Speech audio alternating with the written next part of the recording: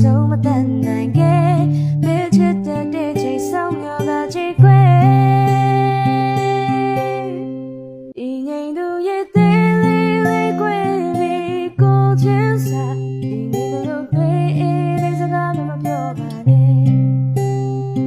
ငါရဲ့လူဆိုတဲ့ဝေရကပဲလာနေမယ်တဲ့ရောစပြဖို့အောင်မရှိဘူးခွဲ